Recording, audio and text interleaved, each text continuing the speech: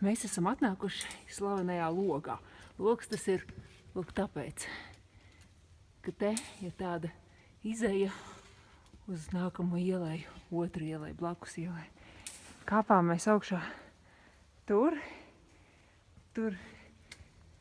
ķēžu taupības nolūkos.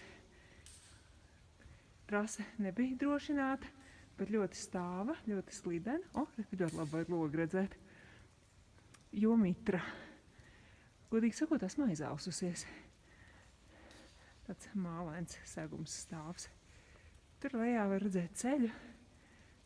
Tad mēs pastīsimies, kā Reinis kāpj augšā pa šo trasi. Re, kur viņš jau ir uzkāpis. Drīz viņš redzēs blakus ielēju.